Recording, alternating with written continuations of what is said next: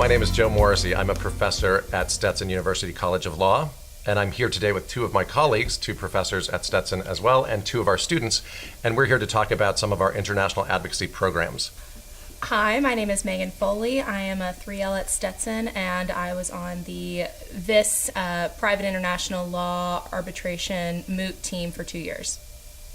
My name is Anthony Stewart. I'm also a third year here at Stetson. I came in with a very non-traditional approach, not wanting to be a lawyer, and have found my way into actually being a lawyer in the international sense. So I'm excited to talk about that. I always had an interest in international work. I minored in French in college, and when I came into law school, I was considering different areas of the law and always knew I wanted to have some sort of international perspective. And then I found my way onto the Moot team through a class offered at Stetson called International Sales Law and Arbitration, and it ended up really broadening my horizons as far as finding a focus in international law.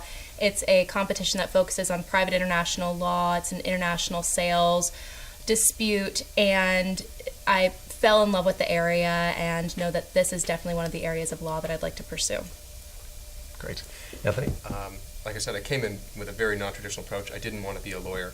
And through exposure to certain classes and certain opportunities, I realized that you could really fuse entrepreneurship and this idea of business with law. And you don't have to be a direct lawyer. You can advocate outside of a courtroom. You don't have to do stand-up work wearing a tie every day. And so how did all of that end up getting you interested in international work? Well, I'm fortunate that I speak a couple languages, and it was almost accidental that I was a Spanish major in undergrad and ended up doing business as well. But having exposure to international travel and a little bit of work in my earlier years gave me at least a viewpoint where I thought, if I have an opportunity, I'm going to go international. I'm going to find room, and actually after having been here, I realized there's more room internationally than there is in the domestic market. Interesting. So why don't we move to talk about the things that Stetson does to prepare its students for careers in international law. And let's start with Professor Vaughan.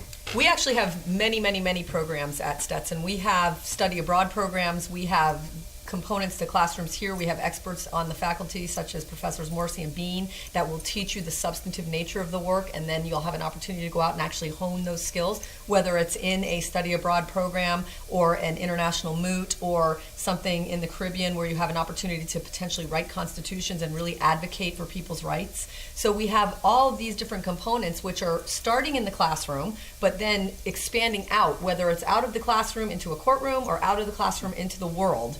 And there are opportunities at every level of your law school career. One very special thing we do at Stetson as faculty members is we include students in our international work. I've served as an international lobbyist before the Human Rights Council and helped students draft shadow reports, which are reports that are submitted to the Human Rights Council. And we've worked on such topics as internally displaced persons, sexual minorities, and advised prosecutors on matters such as violence against women. This is real-life experience and the kind of writing that advocates must learn how to do, and one of the things we pride ourselves at Stetson. We've also taken students to monitor international treaties. The process of creating things like the International Criminal Court and actually going to The Hague in the Netherlands and observing the proceedings at the International Criminal Court. Our students actually interact with the judges, with the prosecutors, with those that are in charge of victim assistance, and we've also worked on very special projects involving areas a little bit closer to home in the Caribbean.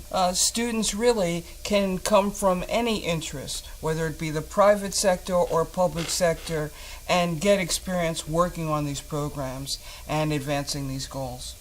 And something else that we were talking about a little earlier that I did want to make sure that everybody realizes, we encourage, one of the visions at Stetson is to have every student go abroad, whether it is a study abroad, a competition abroad, an opportunity to work in the Caribbean, to help with human rights abroad. Our goal is to have every student have that opportunity to see the global universities and the global world that we're in now. So that is one of the reasons for these programs. I did want to ask Professor Beane if she could comment on the Hague program, because that one is particularly special due to the fact that the courts are there, and Professor Beane was instrumental in starting that program. The Hague program actually is a two-part program. We have academic instruction by some of the most prominent professors in international law, and we also have actual court observation. Our students actually go to the International Criminal Court, the International Court of Justice, which is the legal arm of the United Nations, the Iran-U.S. Claims Tribunal, and meet with international judges and international advocates, and the courts of arbitration and mediation within the UN system. It's important that we actually meet those people that are responsible for international justice, actually talk with judges, and we've had a good time visiting the courts and going to proceedings like the Charles Taylor case, visiting the Milosevic trial, and our students are active participants in the observation and monitoring process. So again, we've heard a lot about a variety of the programs that we have here at Stetson. There are a couple programs that I want to highlight that we haven't heard about yet, and that is that we have some joint degree programs, which is really rare in the United States for a U.S. law school to have these programs. One of them is a 4-year program with the University of Granada, which results in a law degree from both the University in Granada and the university here at Stetson. And Anthony, I remember that when you got here, thinking back to second semester con law, you were thinking about doing that 4-year program. So maybe you could talk a little bit about it and sort of what happened. I was in with your the experience. original cohort for this. It was myself and one other person. We were the first 2 American students to participate in this program. I unfortunately had to change the path, not because the program wasn't good, but because I had some other alterations in my career path. But the program allows you to spend 2 years in the United States and 2 years in Granada.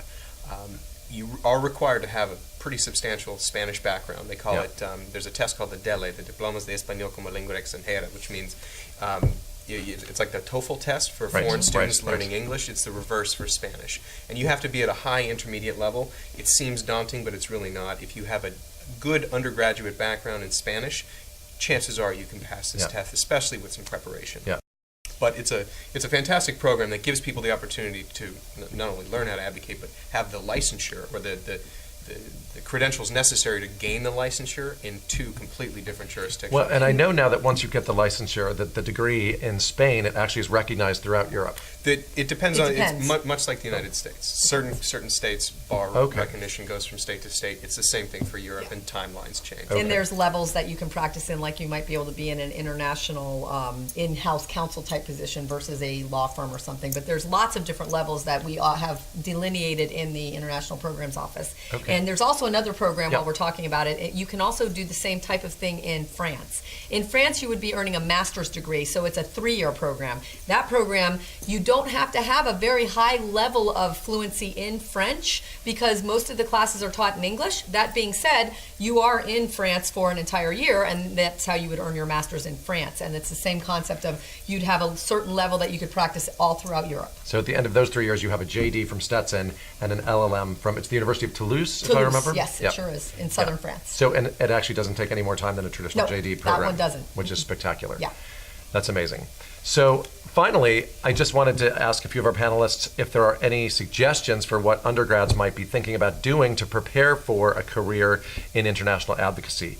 And maybe we'll start with Meagan and then move to Professor Beane. I would say, first and foremost, hone your language skills. I minored in French in college. I studied abroad for a summer, and then when I got to law school and realized I wanted to do international work, I wished that my language skills were as great as they were when I was in college. And law school takes up so much of your time just studying and doing work to where you really have to make an effort to go and practice using French or Spanish if you wouldn't otherwise use it elsewhere. So definitely keep your language skills up.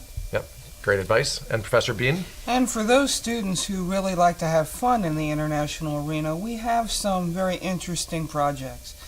We've worked in my human rights law class to do community activism by going to middle schools and talking with middle school students about human rights and actually teaching the students how to teach students about human rights. Whether we're talking about discrimination or we're talking about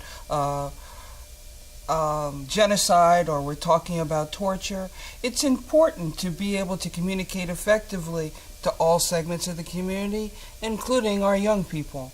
And so the opportunity for our students to work on special projects at middle schools and do that kind of community activist work is one of the things that we think is very special at Stetson.